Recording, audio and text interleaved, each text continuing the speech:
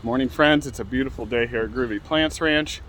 June is perennial gardening month, and I haven't really done a proper perennial walkthrough, so I thought today, given that things are so beautiful, the weather's amazing, and our inventory looks really good, I'd take you on a tour of my favorite perennials that we have in stock this week. So let's go look at some of my favorite perennials. We put a lot of work into perennials, so pretty happy with where we've come on this. Let's go take a walk. So first off, I want to point out Coreopsis. This is Solana Golden Sphere, and this plant just is electric. And look at the pom-pom flowers. So Coreopsis are one of the longest blooming perennials you can put in your garden, and just a really nice double form, but not totally double, which is nice. So still some pollen available on this one, and a really nice plant, very nice shape. Almost looks like marigolds on a nice perennial plant. And next up are Asiatic lilies. And Asiatic lilies are super hardy perennial plants for the sunny garden. And these are just starting to pop. Very nice selections here. These are the Tiny B series. So they're a shorter Asiatic lily. There are taller varieties too. But very reliably hardy and just beautiful plants. And you can see our inventory on them looks amazing right now. Just cracking color. And we actually have a great price on these. These are only $12.99 for a 2-gallon container. So very good value on these plants. So pretty excited about these. In the background is an annual. That's our Helianthus Sunfinity, a really nice long blooming sunflower. These bloom well into late in the fall. Another nice one right now is our hollyhocks. We have a great selection of hollyhocks. These are big plants. Technically a biennial, so you want to let these go to seed, but some nice plants, and we have a good selection of hollyhocks right now. And coneflower season is just picking up, and we do a large variety of coneflowers. It seems like every time they start to crack color, they sell, so I don't have a table full of color to show you, but several hundred nice echinacea in stock now. Another great plant is delphinium. And I feel like delphinium's a little underappreciated. They come in a variety of blues, whites, and purples. We have about 100 pots or so right now in inventory, and all spiking color. These are fairly long-lived perennials when they're happy in the garden. Rich soil, sunny spot, protected from wind, and you'll have a long blooming plant with really a unique color and form in the garden. And daylily season is just starting to go. Stella d'Oro, one of the longer blooming daylilies. Pretty standard plant, you'll see it a lot, but there's a reason for that. It's a heavy bloomer on a nice short plant. And then fragrant returns, a fragrant one just starting to crack open for the day. And several other nice varieties starting to put on their flowers. Collier has that nice rippled flower, and then Ruby Spider is amazing. I feel like daylilies come and go in popularity.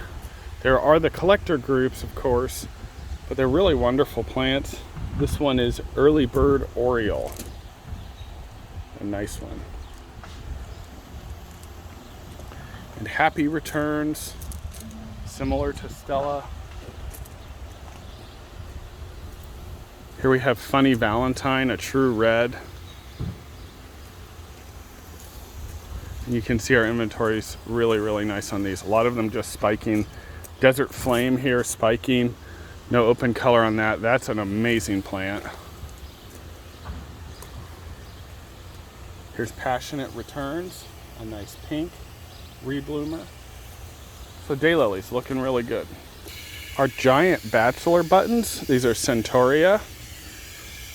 Blooming now, a lot of buds. It's a nice hardy plant too. And here's some echinacea. This is double scoop mandarin, looking really nice. It's a very interesting color. Here's a plant I've always enjoyed in the garden. It's kind of loosely self-seeds. This is Verbena bonariensis. So a marginally hardy perennial, but a good little cedar that'll kind of move around the garden, and great for butterflies. Those clusters of flowers are great for butterflies to land on. Looks really good with lantana if you can plant it with lantana. And a nice rock garden plant too. That's a good one. And more coreopsis. Well, right here we have nice dianthus in full bud, but another nice coreopsis here. This is Daybreak. And if I remember, I'll show you some of my coreopsis in my garden that are several years old. And blooming garden phlox. Great for butterflies again. They have this big landing pad, easy to see and land on. So a nice plant for butterfly visitation. And here we have some more coreopsis in full bud. This is Red Elf. And Monardas too, so bee balms, looking good. Not any color on these right now. They sell as soon as they get color. And then we get into our milkweeds. Our common milkweed crop looks great. So if you want to attract monarchs specifically, there you go. And we have probably 100 pots of these right now. And then butterfly weed, Asclepias tuberosa. Nice plants. Also going to get monarch visitation on these. And then we have a couple other varieties of tall garden phlox too. Right here we have the early purple eye, and they're in full flower. You can trim your tall garden phlox back for a rebloom. That's a good thing to do. And here we have hot paprika coreopsis. This is a thread leaf type, so there's different kinds of coreopsis, and the ones that have these thin leaves are called thread leaf types. And that's a nice plant too.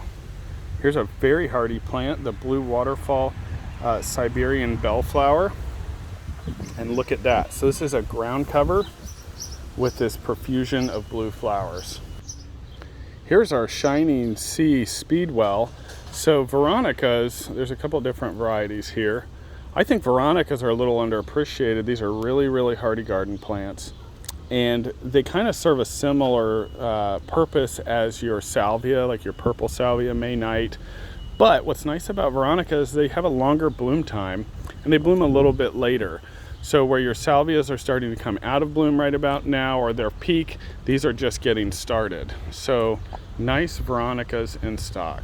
We have a good inventory of smaller lavender plants. So Munstead English lavender right here, and then we do have some phenomenal lavender as well. So key for happy lavender is good drainage. If you're going to lose lavender, usually you would lose it in the winter due to poor drainage. So definitely want to amend the soil for lavender to be happy. One of my favorite little perennials this time of year is Platycodon, the balloon flower. And they get their name because of the flowers. They're full. They're like gas filled, I guess you could say. And they're almost like a balloon. And then they pop open to this really pretty flower. This is a great rock garden plant. It's very hardy. Again, drainage is key to keep it happy. This is a plant you'll have for years and years and years.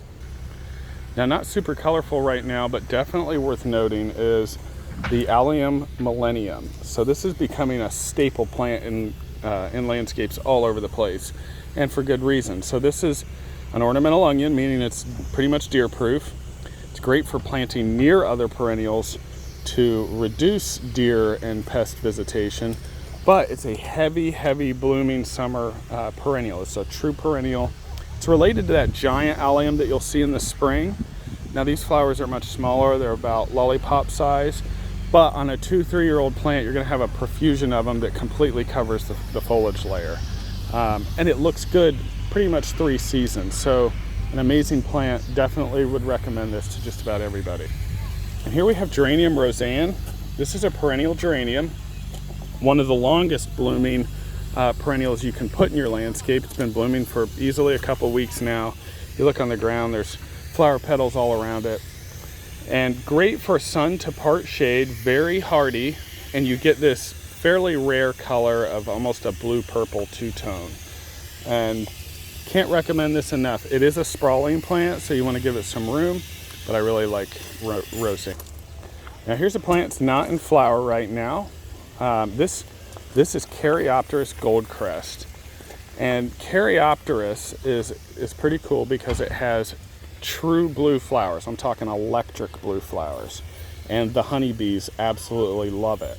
Now this is a big perennial. It's for the back of your perennial border. But this is a gold variant. And that blue on that gold leaf is amazing. Very nice plant, full sun. And yeah, I've really come around to this one. There are also green varieties too that we carry in the fall. This is pretty exceptional. Baptisia are out of bloom, but they're still very nice plants. And Baptisia is just an awesome plant. Another deer-resistant plant. It's a nitrogen fixer, so it'll actually put nitrogen into your garden. And it's another big perennial if you want to take up a lot of space. If you're into honeybees and other native bees, the hyssops are wonderful. This one here is blue boa. This is a really nice, heavily fragrant hyssop. And these plants are just about annual in the way they bloom. They bloom, bloom, bloom.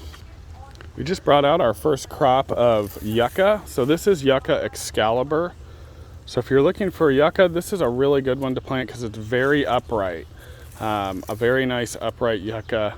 And if you've ever grown yucca, awesome summer flowers. They're already past their bloom season, but a plant that'll live there for a long time. For your shady or part sun gardens, these coral bells or heuchera are fantastic. We have a great inventory.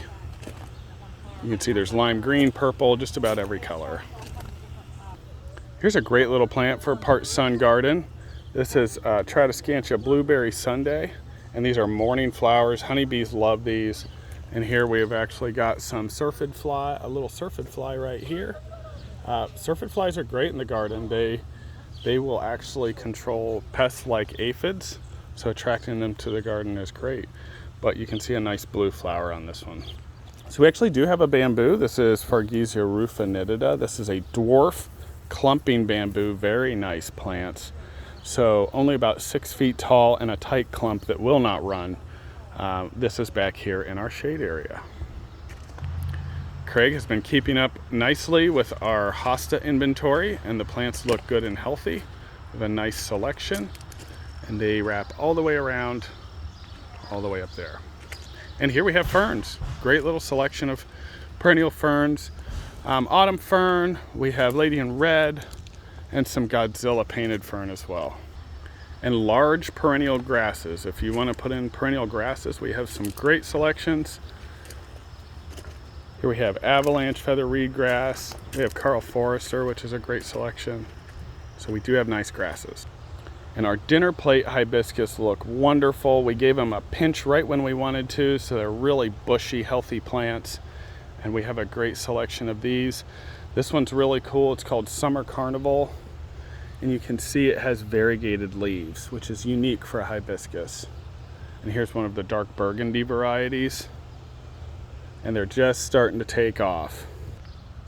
And a stilby, Vision in Red, looking amazing with that Hakone grass in the background. Beautiful color.